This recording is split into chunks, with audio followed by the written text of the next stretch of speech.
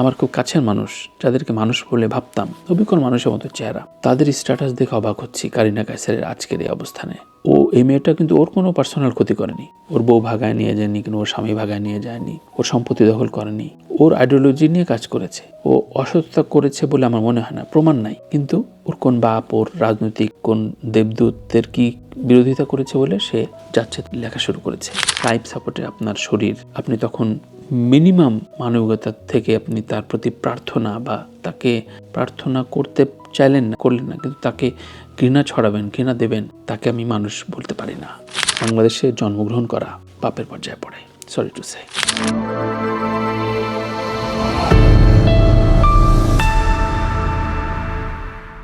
সবাইকে স্বাগত জানাচ্ছি সাদাসিধে কথায়। কারিনা কায়সার, তার সাথে আমার পরিচয় নাই, তবে ও সম্পর্কে বলতে যাবার আগে দু একটা কথা আমার নিজের কিছু বলতে হয়। ধরেন আপনি খুব বড় অন্যায় বা পাপ কাজ করে ফেললে আপনি বাংলাদেশে কোনো না কোনো কাজে সফল হয়েছেন, এটা ভেবে আত্মতুষ্টিতে যখন ভুগছেন, তখন ব্যাকডোর দিয়ে আপনাকে প্রচুর ব্যাকবাইট করছে, কারণ আপনি বাংলাদেশে জন্মগ্রহণ করেছেন। এটা আমি আজকে যুক্তরাষ্ট্রে আছি বলে এ কথা বলছি না, আমি যদি বাংলাদেশেও থাকতাম তারপরও এই একই কথা বলতাম। কারিনা কায়সার আহমেদের মেয়ে সম্প্রতি তার বাবা একটা লাইভ করেছে। তার বাবা খুব অসহায়ত্বের সুরে বলছে যে লিভার ট্রান্সফারের কোনো সিস্টেম বাংলাদেশে নাই। অসহায় বাবার আকুতি যখন সে বিপদে পড়ে সেই জানে। ঠিক তার নিচে কমেন্টে নানানভাবে গণভবনের অমুক চুরি তমুক চুরির, এরপরে তোমার গাড়ি কেন বিক্রি করো না, মানে বাংলাদেশের দলগতভাবে চর্চাটা এমন হয়ে গেছে যে আপনি আপনার বাপ মাকে গালি দিতে পারবেন, কিন্তু আপনার রাজনৈতিক ঈশ্বরকে যদি কোনো রকম প্রতিবাদ করেন তাহলে তার আর সইবে না। তো এরকম পলায়ন লীগ এবং সুশীল, আমি বলতে বাধ্য হচ্ছি, এরা মানুষ হইতে পারে না, এরা মানুষের জাত না, সরি টু সে, এরা মানুষের জাত না। কারণ একটা মেয়ে লাইফ সাপোর্টে আছে জীবন মৃত্যুর সন্ধিক্ষণে, এটা ইসলাম ধর্মে বলি, আমাদের মানবিকতায় বলি, তার প্রতি প্রার্থনার জায়গা। তার মা কি করছে, তারা কোথায় কি ডলার পাইছে, কোন রকম প্রমাণাদি কিছু নাই, কিন্তু আপনি ব্লেম গেম খেলছেন কারণ আপনার রাজনৈতিক ঈশ্বরকে ধাক্কা দিছে বলে। এই ধরনের জাস্টিফিকেশন চলছে। ধরেন এই যে হামে মৃত্যু নিয়ে প্রতিবাদ অনেকে করছে, আমিও করছি, এবং এটা একটা বিশাল ডিজাস্টার। এটা সমালোচনা যে না করবে তার বিবেক নাই, কিন্তু এটার জাস্টিফিকেশন হচ্ছে জুলাই আগস্টের শিশু মৃত্যুর বিষয়টা নিয়ে। কি হাস্যকর দেখেন, এরা মানুষের জাত হতে পারে না। তাই আপনি খুব বেশি অন্যায় বা পাপ করে ফেললে আপনি বাংলাদেশে জন্মাবেন, এটা আমি প্রচণ্ড আক্ষেপ নিয়ে বলছি। কারণ দেখেন, আজকে প্রত্যেক মানুষের জীবনের বন্ধু থাকে, শত্রু থাকে, তাকে পছন্দ করে একদল মানুষ, অপছন্দ করে কিছু মানুষ, কিন্তু আপনি বিপদে পড়লে আপনার অপছন্দের মানুষগুলো যে এইভাবে খেয়ে ফেলবে, এইভাবে ধরতে চাইবে, এই দৃশ্য আপনি বাংলাদেশে না জন্মলে আপনি এই দৃশ্য উপভোগ করতে পারবেন না। কারিনা কায়সার, আমি মেয়েটাকে একদমই চিনি না, তার সম্পর্কে আমার আবেগ হঠাৎ করে মনে হলো যে ওর যখন ভিডিও দেখি তখনই খুব উচ্ছল প্রাণোচ্ছল একটা তরুণী মনে হয়, যে তাকে নিয়ে বডি শেমিং হয়েছে অনেক জায়গায়, কিন্তু সেটাকে উতরে সেটাকে একটা অন্যভাবে মোটিভেট করে সে নিজের মতো করে বাঁচার চেষ্টা করেছে এবং দারুণভাবে সফল হয়েছে। তার একটা অ্যাক্সিডেন্টাল ফ্যাটি লিভার আমার নিজেরও আছে, আমিও যে কোনো সময় যে কোনো কিছুতে আক্রান্ত হতে পারি, কালকেও আমার এই অবস্থা হতে পারে, কিন্তু তাই বলে আমাকে যে খানিক অপছন্দ করে সে আমার নামে যাতা লিখবে, এবং আমি বেঁচে থাকাকালীন, মানে আমি লাইফ সাপোর্টে জীবন মৃত্যুর সন্ধিক্ষণে, সে সময় আমার পরিবার পড়বে। এটা একবার ভেবে দেখেন কি বিভৎস এদের মন, রুচি এবং এদের কি রকম মানসিক বৈকল্য এদের ভেতরে। আমি আমার কিছু ব্যক্তিগত বিষয় তুলে ধরি। ধরেন বাংলাদেশে আমি খুব হতদরিদ্র একটা পরিবারের ছেলে। ঢাকায় আমার টিকে থাকার কোনো কথা ছিল না, ঢাকায় আমার কোনো আত্মীয় স্বজন আমাকে রাখতে চায়নি। পরবর্তীতে আমি এক বন্ধুর বাসায় আশ্রয় নিই, লজিং থাকি, এবং সেখানে একটু একটু করে বেঁচে থাকার চেষ্টা করি। প্রত্যেক জায়গায় আমি শেখার চেষ্টা করেছি। আমি সাংবাদিকতা করি, সেটারও অনেক ব্যাক স্টোরি আছে।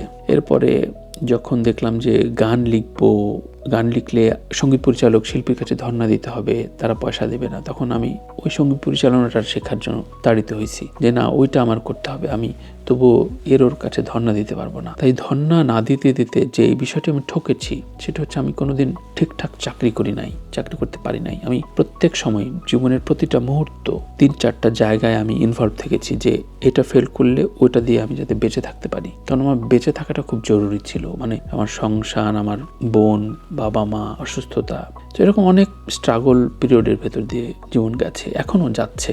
স্ট্রাগল কখনো মানুষের ফুরায় না, অন্তত সততার সাথে যারা বাঁচতে চেষ্টা করতে চায়। এরপরে ইত্তেফাকে যখন কাজ করলাম বা অনেকগুলো পত্রিকা কাজ করলাম, ইত্তেফাকে একটা পর্যায়ে কন্ট্রাকচুয়াল একটা বেতন নিয়ে কাজ করলাম, খুবই অসামান্য বেতনে কাজ করি, কিন্তু সেখানে গ্রাফিক ডিজাইনের প্রতি আমার ভরসা করতে হয়। তখন সে যদি মন খারাপ হয় আমার পাতা হয় না, আমি তখন বিপদে পড়ে যাই। তখন ভাবলাম যে এই কাজটা আমি শিখবো। সে তখন graphic design, quark express, InDesign বা অ্যাডোবি ইলাস্ট্রেটর এগুলো রপ্ত করার চেষ্টা করলাম, পেরে গেলাম। সো এই জায়গাগুলো এখন এআই এর কিছু কাজ টুলস শিখছি।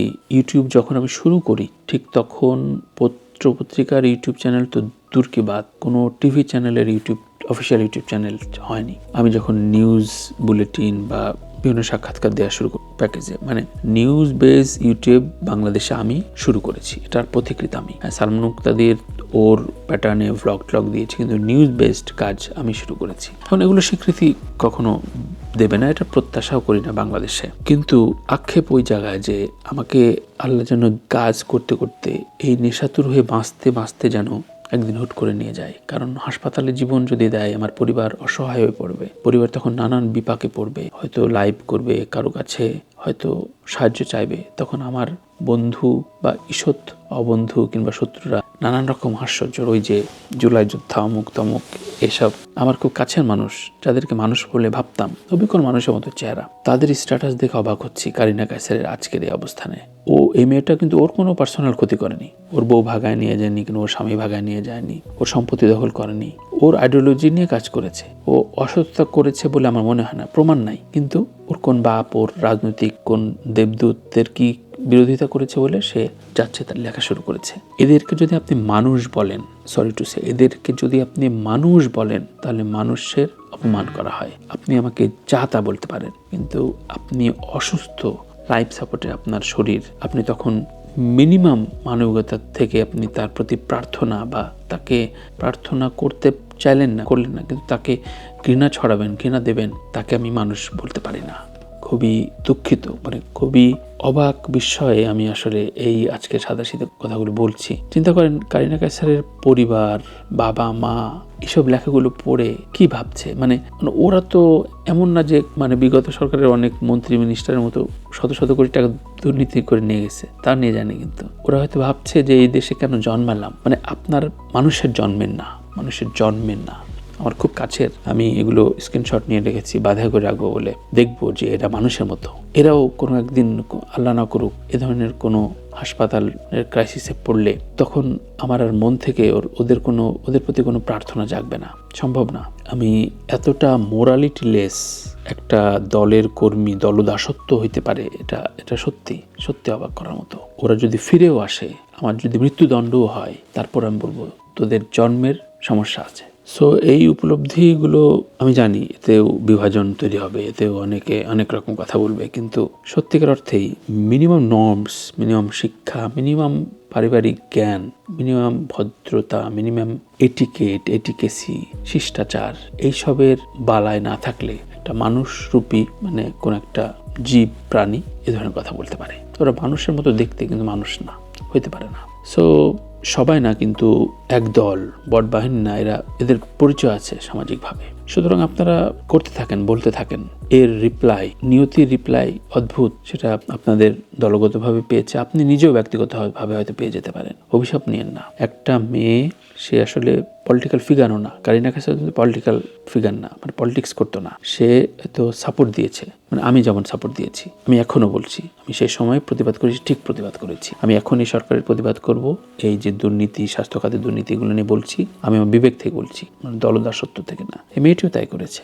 এই মেয়েটির অসুস্থতার সময় আপনারা খুঁড়ে বের করছেন ওর মা, ওর খালা কোথায় কি করছিল, আর ও কি জুলাই যোদ্ধা কেন। আরে অদ্ভুত, আসলে আপনারা অদ্ভুত। সত্যি কিছু বলার নাই। আমার শুধু প্রার্থনা এটুকুই, আমাকে যেন আল্লাহ কোনোভাবে হাসপাতালে জীবন না দেয়। হাসপাতালে জীবন আমি চাই না। আল্লাহ যেন আমাকে হুট করে নিয়ে যায়, কারণ আপনারা মানুষ না, মানুষের জাত না। সারাদিন আজকে ভাবছি এটা কি এমনি সম্ভব, লাইফ সাপোর্ট, বুঝেন। সত্যি আমার এই মেয়েটার সাথে কোনো পরিচয় হয়নি। একদিন ফোন দিতে চাইছিলাম যে আমার শোতে ডাকবো কিনা, তারপর ফোন নম্বর পাইলাম না, তৎক্ষণাৎ কোনো কথাও হয়নি কোনোদিন। কিন্তু এই মেয়েটার জন্য ও যদি কট্টর আওয়ামী লীগও করতো, বিশ্বাস করেন আমার একই রকম খারাপ লাগতো। একটা মেয়ে উচ্ছল এই মিডিয়ায় কাজ করে করে নিজের মতো অবস্থান দাঁড় করাইছে, সে লাইফ সাপোর্টে, তাকে নিয়ে এসব কথা বলছেন। আপনারা মানুষ হইতে পারেন না, সম্ভব না, আপনার মানুষ না। আল্লাহ আপনাদের হেদায়েত দান করুক। আপনারা নিয়তির অভিশাপ নিয়েন না। ভালো থাকেন। বাংলাদেশে জন্মগ্রহণ করা পাপের পর্যায়ে পড়ে, সরি টু সে।